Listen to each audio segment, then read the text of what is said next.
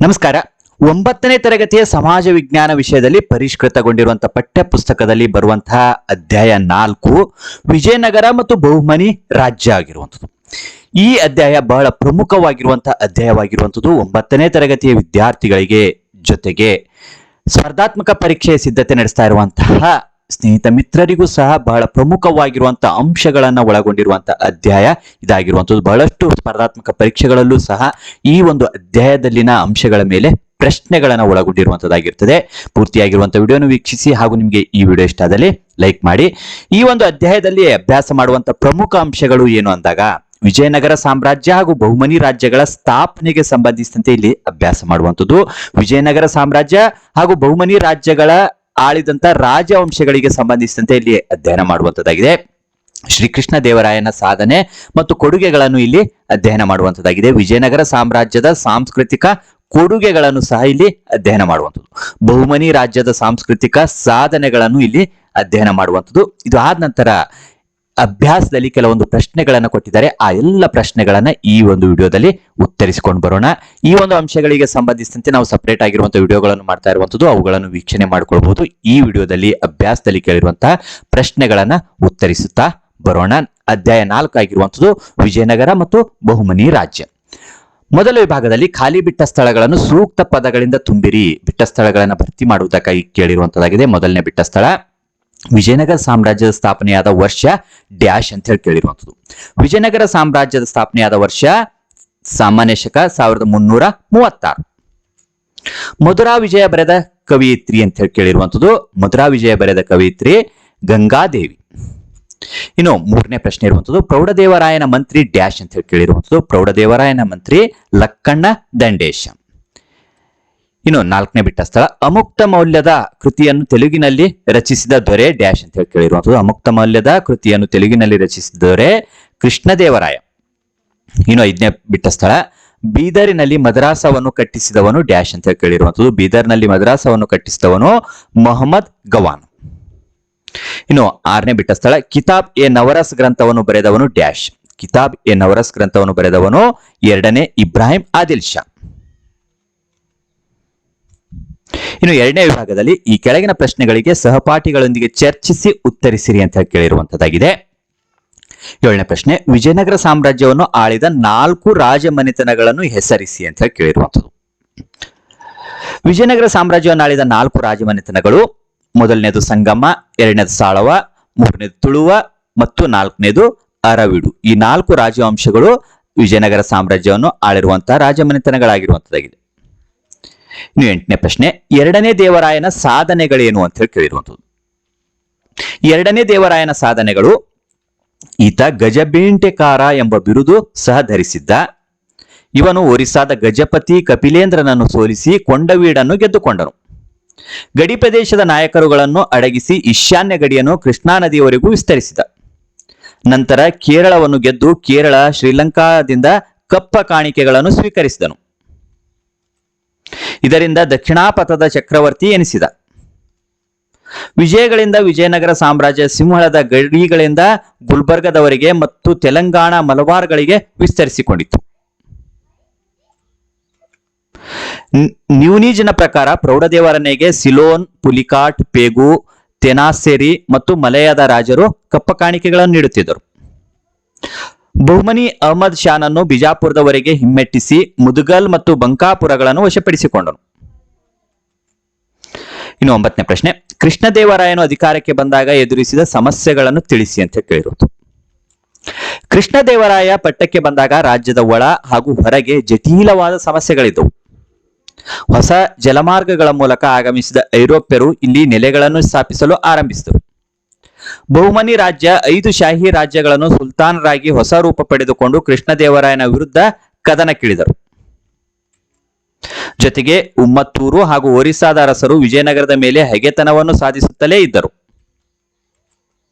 10ನೇ ಪ್ರಶ್ನೆ ಅರ್ಥವ್ಯವಸ್ಥೆ ಮತ್ತು ಸಮಾಜಕ್ಕೆ ವಿಜಯನಗರದ ಕೊಡುಗೆಗಳೇನು? ಅರ್ಥವ್ಯವಸ್ಥೆ: ವಿಜಯನಗರವು ಆರ್ಥಿಕವಾಗಿ ಸಮೃದ್ಧವಾಗಿತ್ತು. ಭೂಕಂದಾಯ ರಾಜ್ಯದ ಆದಾಯದ ಪ್ರಮುಖ ಮೂಲವಾಗಿತ್ತು. ಕೃಷಿಕರು ಸಾಮಾನ್ಯವಾಗಿ ತಮ್ಮ ಉತ್ಪಾದನೆಯ 1/4 ಭಾಗವನ್ನು ಸರ್ಕಾರಕ್ಕೆ ತೆರಿಗೆ ರೂಪದಲ್ಲಿ ಕೊಡುತ್ತಿದ್ದರು. ವೃತ್ತಿ ತೆರಿಗೆ, ಮನೆ ಕಂದಾಯ, ದಾರಿ ಸುಂಕ, ಸಂತೆ ಸುಂಕ, ವಾಣಿಜ್ಯ ತೆರಿಗೆ, ಆಮದು ಮತ್ತು ರಫ್ತು ತೆರಿಗೆಗಳು, ಸಾಮಂತರಿಂದ ಬರುವ ಕಪ್ಪ ಕಾಣಿಕೆಗಳು ರಾಜ್ಯದ ಇತರ ಆದಾಯದ ಮೂಲಗಳಾಗಿದ್ದವು. ಕೃಷಿ ಅರ್ಥವ್ಯವಸ್ಥೆಯ ಬೆನ್ನೆಲುಬಾಗಿತ್ತು. ಇವರು ವರ್ಷದಲ್ಲಿ ಮುಂಗಾರು ಮತ್ತು ಹಿಂಗಾರು ಬೆಳೆಗಳನ್ನು ಬೆಳೆಯುತ್ತಿದ್ದರು. ಜೋಳ, ರಾಗಿ, ಭತ್ತ, ಸಜ್ಜೆ, ಗೋಧಿ, ಅವರೆ, ಹೆಸರು, ಉದ್ದು, ತೊಗರಿ, ಎಳ್ಳು, ಶೇಂಗಾ, ಹತ್ತಿ, ಕಬ್ಬು, ತೆಂಗು ಮುಖ್ಯ ಬೆಳೆಗಳಾಗಿದ್ದವು. ವಿಜಯನಗರದ ಅರಸರು ಬಾವಿ, ಕೆರೆ, ಕಾಲುವೆಗಳನ್ನು ಕಟ್ಟಿಸುವುದರ ಮೂಲಕ ಕೃಷಿ ನೀರಾವರಿಯನ್ನು ಉತ್ತೇಜಿಸಿದರು. ಇವರ ಕಾಲದಲ್ಲಿ ಗೇಣಿ, ಗುತ್ತಿಗೆ, ಸಿದ್ದಾಯ, ವಾರ ಮತ್ತು ಕಡಿ ಎಂಬ 5 ಬಗೆಯ ಹಿಡುವಳಿ ಪದ್ಧತಿಗಳಿದ್ದವು. ಇನ್ನು ಸಾಮಾಜಿಕ ವ್ಯವಸ್ಥೆ. ಸಮಾಜವು ಚಾತುರ್ವರ್ಣ ವ್ಯವಸ್ಥೆಯ ಮೇಲೆ ರೂಪುಗೊಂಡಿತ್ತು. ಅನೇಕ ವೃತ್ತಿ ಆಧಾರಿತ ಜಾತಿ ವ್ಯವಸ್ಥೆ ಜಾರಿಯಲ್ಲಿತ್ತು. ಕುಶಲ ಕಲೆಗಾರರು, ಕಮ್ಮಾರರು, ಅಕ್ಕಸಾಲಿಗರು, ಕಂಚುಗಾರರು, ಬಡಿಗಿಗಳು, ನೇಕಾರರು, ಸಮಗಾರರು ಅಥವಾ ಚೆಮ್ಮಾರರು ಅಧಿಕ ಸಂಖ್ಯೆಯಲ್ಲಿದ್ದರು.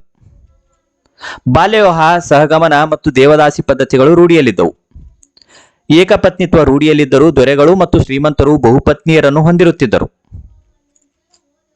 ವಿಜಯನಗರದಲ್ಲಿ ಸ್ತ್ರೀ ಜಟ್ಟಿಗಳು ಅಂದರೆ ಕುಸ್ತಿಪಟುಗಳು, ಅರಮನೆ ಕಾವಲುಗಾರ್ತಿಯರು ಇದ್ದರು. ಹೋಳಿ, ದೀಪಾವಳಿ ಮತ್ತು ದಸರಾ ಹಬ್ಬಗಳನ್ನು ಸಾರ್ವಜನಿಕವಾಗಿ ಆಚರಿಸಲಾಗುತ್ತಿತ್ತು. ದಸರಾ ಹಬ್ಬವು ಹಂಪಿಯಲ್ಲಿ ರಾಜಾಶ್ರಯದಲ್ಲಿ ವೈಭವದಿಂದ ನಡೆಯುತ್ತಿತ್ತು. ಇನ್ನು 11ನೇ ಪ್ರಶ್ನೆ, ವಿಜಯನಗರ ಕಾಲದ ಕಲೆ ಮತ್ತು ವಾಸ್ತುಶಿಲ್ಪವನ್ನು ಕುರಿತು ಬರೆಯಿರಿ ಅಂತ ಹೇಳಿ ಕೇಳಿರುವಂಥದ್ದು. ಇವರ ಕಾಲದಲ್ಲಿ ದೇವಾಲಯ, ಅರಮನೆ, ಕೋಟೆ, ಗೋಪುರ, ಮಹಾಮಂಟಪ, ಸಾರ್ವಜನಿಕ ಕಟ್ಟಡಗಳು, ಕೆರೆ, ಕಟ್ಟೆ, ಕಾಲುವೆ, ಅಣೆಕಟ್ಟೆ ಮುಂತಾದವುಗಳು ನಿರ್ಮಾಣವಾಗಿವೆ. ವಿಜಯನಗರದ ಅರಸರು ಚಾಲುಕ್ಯ, ಚೋಳ ಮತ್ತು ಹೊಯ್ಸಳ ವಾಸ್ತುಶೈಲಿಯ ಮಾದರಿಗಳನ್ನು ಮುಂದುವರಿಸಿದರು. ಇವರ ಶೈಲಿಯ ಪ್ರಧಾನ ಲಕ್ಷಣವೆಂದರೆ ಹಲವಾರು ಕಂಬಗಳ ಸಾಲುಗಳಿಂದ ಕೂಡಿದ ವಿಶಾಲ ಸಭಾಮಂಟಪ ಅಥವಾ ಕಲ್ಯಾಣ ಮಂಟಪಗಳು. ದೇವಾಲಯಗಳು ಎತ್ತರವಾದ ಗೋಪುರಗಳನ್ನು ಅಂದರೆ ರಾಯಗೋಪುರ ಹೊಂದಿದ್ದು ಪತ್ರಾಕೃತಿಯ ಕಮಾನುಗಳನ್ನು ಮತ್ತು ಮಂಟಪಗಳನ್ನು ಹೊಂದಿವೆ. ಇವರ ಕಾಲದಲ್ಲಿ ನಿರ್ಮಾಣವಾಗಿರುವ ದೇವಾಲಯಗಳನ್ನು ಹಂಪೆ, ಶೃಂಗೇರಿ, ತಿರುಪತಿ, ಕಂಚಿ, ಲೇಪಾಕ್ಷಿ, ಕಾರ್ಕಳ, ಮೂಡಬಿದ್ರಿ, ಭಟ್ಕಳ, ಚಿದಂಬರಂ, ಕಾಲಹಸ್ತಿ, ನಂದಿ, ಶ್ರೀಶೈಲ, ಕೋಲಾರ ಮುಂತಾದ ಕಡೆಗಳಲ್ಲಿ ಕಾಣಬಹುದು. ವಿಜಯನಗರದಲ್ಲಿರುವ ಅತ್ಯಂತ ಪ್ರಾಚೀನ ದೇವಾಲಯವೆಂದರೆ ಹಂಪಿಯ ವಿರೂಪಾಕ್ಷ ದೇವಾಲಯ. ವಿಶಾಲವಾದ ಪ್ರಾಂಗಣವನ್ನು ಹೊಂದಿರುವುದು. ಇದು ಸೊಗಸಾದ ಕೆತ್ತನೆ ಕಂಬಗಳು, ಅಲಂಕೃತ ಚಾವಣಿಗಳನ್ನು ಹೊಂದಿದೆ. ಹಂಪಿಯಲ್ಲಿರುವ ವಿಜಯವಿಠಲ ದೇವಾಲಯವು ಶೃಂಗಾರಮಯ ಕಲಾತ್ಮಕ ಕೆಲಸಕ್ಕೆ ಹೆಸರಾಗಿದೆ. ಸಪ್ತ ಸ್ವರಗಳನ್ನು ಧ್ವನಿಸುವ ಕಂಬಗಳು, ವಿಶಾಲವಾದ ಕಲ್ಯಾಣ ಮಂಟಪಗಳು, ಕಲ್ಲಿನಲ್ಲಿ ಕೆತ್ತಿದ ರಥ ಈ ದೇವಾಲಯದ ಸೌಂದರ್ಯವನ್ನು ಹೆಚ್ಚಿಸಿದೆ. ಕಮಲ್ ಮಹಲ್, ಗಜಶಾಲೆ, ರಾಣಿ ಸ್ನಾನಗೃಹ ಇಂಡೋ ಮುಸ್ಲಿಂ ಶೈಲಿಯ ಉತ್ತಮ ಕಟ್ಟಡಗಳಾಗಿವೆ. ಲಕ್ಷ್ಮೀ ನರಸಿಂಹ, ಕಡಲೆಕಾಳು ಗಣೇಶ, ಸಾಸಿವೆ ಕಾಳು ಗಣೇಶ, ಉದ್ಯಾನ ವೀರಭದ್ರ ಶಿಲ್ಪಗಳು ಆಕರ್ಷಕವಾಗಿವೆ. ಇನ್ನು 12ನೇ ಪ್ರಶ್ನೆ, ಮೊಹಮ್ಮದ್ ಗವಾನನು ಬಹುಮನಿ ರಾಜ್ಯದಲ್ಲಿ ಉತ್ತಮ ಪ್ರಧಾನಮಂತ್ರಿ ಹೇಗೆ ಎಂದು ಪರಿಗಣಿಸುವಿರಿ? ಮೊಹಮ್ಮದ್ ಗವಾನು ನಿಷ್ಠೆ, ನಿಸ್ವಾರ್ಥತೆಯಿಂದ ಆಳ್ವಿಕೆ ನಡೆಸಿದನು. ಪ್ರಧಾನಮಂತ್ರಿಯಾಗಿ ಬಹುಮನಿ ರಾಜ್ಯವನ್ನು ಉನ್ನತ ಮಟ್ಟಕ್ಕೆ ಕೊಂಡೊಯ್ದನು. ಬಹುಮನಿ ಸುಲ್ತಾನರಾದ ಹುಮಾಯೂನ್, ನಿಜಾಂ ಶಾ ಹಾಗೂ 3ನೇ ಮೊಹಮ್ಮದ್ ಶಾನ ಆಳ್ವಿಕೆಯ ಕಾಲದಲ್ಲಿ ಮಂತ್ರಿಯಾಗಿ, ಪ್ರಧಾನಮಂತ್ರಿಯಾಗಿ ಸೇವೆ ಸಲ್ಲಿಸಿದನು. ಇವನು ತನ್ನ ದಿಗ್ವಿಜಯಗಳು ಹಾಗೂ ಅಚ್ಚುಕಟ್ಟಾದ ಆಡಳಿತ ಕ್ರಮದಿಂದ ಬಹುಮನಿ ರಾಜ್ಯದ ಕೀರ್ತಿಯನ್ನು ಹೆಚ್ಚಿಸಿದನು.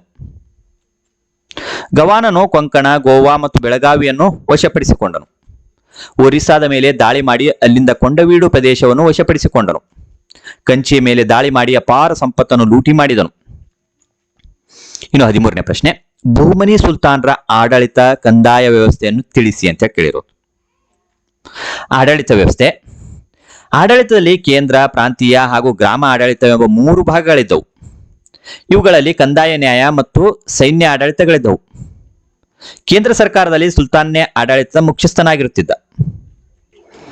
ಮಂತ್ರಿಮಂಡಲಕ್ಕೆ ಮಜ್ಲಿಸ್ ಇ ಇಲ್ವಿತ್ ಎಂದು ಕರೆಯುತ್ತಿದ್ದರು. ಉನ್ನತ ಅಧಿಕಾರಿಗಳು, ದಂಡನಾಯಕರು, ಉಲೇಮರು, ಅಮೀರರು ಸುಲ್ತಾನ್ನ ಆಪ್ತರು ಮತ್ತು ಸಂಬಂಧಿಗಳು ಆಗಿದ್ದರು. ಗವಾನನು ರಾಜ್ಯದಲ್ಲಿ ಹಿಂದೆ ಇದ್ದ 4 ತರಫ್ ಅಂದರೆ ಪ್ರಾಂತ್ಯಗಳನ್ನು 8 ಘಟಕಗಳಾಗಿ ವಿಂಗಡಿಸಿದನು. ಹಾಗೆಯೇ ಪ್ರಾಂತ್ಯಗಳನ್ನು 15 ಸರ್ಕಾರಗಳಾಗಿ ವಿಂಗಡಿಸಲಾಗಿತ್ತು. ಸುಬೇದಾರ ಎಂಬ ಅಧಿಕಾರಿಯು ಸರ್ಕಾರದಲ್ಲಿ ಮುಖ್ಯ ಆಡಳಿತ ಅಧಿಕಾರಿಯಾಗಿದ್ದನು. ಸರ್ಕಾರಗಳನ್ನು ಪರಗಣಗಳಾಗಿ ವಿಂಗಡಿಸಲಾಗಿತ್ತು. ಕೊತ್ವಾಲ್, ದೇಶ್ಮುಖ್ ಮತ್ತು ದೇಸಾಯಿ ಎಂಬ ಅಧಿಕಾರಿಗಳು ಪರಗಣದ ಅಧಿಕಾರಿಗಳಾಗಿದ್ದರು. ಆಡಳಿತದ ಕೊನೆಯ ಘಟಕವಾದ ಗ್ರಾಮಗಳಲ್ಲಿ ಪಟೇಲ, ಕುಲಕರ್ಣಿ ಮತ್ತು ಕಾವಲುಗಾರ ಎಂಬ ಅಧಿಕಾರಿಗಳಿದ್ದರು. ಗ್ರಾಮಾಡಳಿತ ಘಟಕಗಳು ಸ್ವಾಯತ್ತ ಸಂಸ್ಥೆಯಾಗಿದ್ದವು. ಇನ್ನು ಕಂದಾಯ ವ್ಯವಸ್ಥೆ. ಅಮೀರ್ ಎ ಜುಮ್ಲಾರು ಕಂದಾಯದ ಮುಖ್ಯಸ್ಥರಾಗಿದ್ದರು. ಭೂಕಂದಾಯವು ರಾಜ್ಯಾದಾಯದ ಮೂಲವಾಗಿತ್ತು. ಉತ್ಪತ್ತಿಯ 1/3 ರಿಂದ 1/2 ಭಾಗದಷ್ಟು ಭೂಕಂದಾಯ ರೂಪದಲ್ಲಿ ವಸೂಲಿ ಮಾಡಲಾಗುತ್ತಿತ್ತು. ಮನೆ, ಗಣಿ, ಹೊಗೆಸೊಪ್ಪು, ಹುಲ್ಲುಗಾವಲು, ವ್ಯಾಪಾರ, ವೃತ್ತಿ ಸೇರಿದಂತೆ 50 ಬಗೆಯ ತೆರಿಗೆಗಳಿದ್ದವು. ತೆರಿಗೆಯಿಂದ ಬಂದ ಹಣವನ್ನು ಅರಮನೆ, ಯುದ್ಧ, ಅಂಗರಕ್ಷಕರು, ಕೋಟೆ ಮತ್ತು ಇತರ ಕಟ್ಟಡಗಳ ನಿರ್ಮಾಣಕ್ಕೆ ಬಳಸುತ್ತಿದ್ದರು. ಇನ್ನು 14ನೇ ಪ್ರಶ್ನೆ, ಬಹುಮನಿ ಸುಲ್ತಾನರ ಕಾಲದ ಶಿಕ್ಷಣ, ಕಲೆ ಮತ್ತು ವಾಸ್ತುಶಿಲ್ಪವನ್ನು ವಿವರಿಸಿ ಅಂತ ಕೇಳಿರುವಂಥದ್ದು. ಶಿಕ್ಷಣ, ಇವರ ಶೈಕ್ಷಣಿಕ ನೀತಿಯು ಇಸ್ಲಾಂ ಸಂಸ್ಕೃತಿಯನ್ನು ಬೆಳೆಸುವುದಾಗಿತ್ತು. ಮಕ್ತಬ್ ಎಂಬ ಶಾಲೆಗಳಿದ್ದವು. ಇವು ಮಸೀದಿಗಳ ನಿಯಂತ್ರಣದಲ್ಲಿದ್ದವು. ಮಕ್ತಬ್ಗಳಲ್ಲಿ ಅಕ್ಷರ, ಜ್ಞಾನ, ಮತ, ಕಾನೂನು, ಕಾವ್ಯ, ಅಲಂಕಾರ ಶಾಸ್ತ್ರಗಳನ್ನು ಬೋಧಿಸುತ್ತಿದ್ದರು.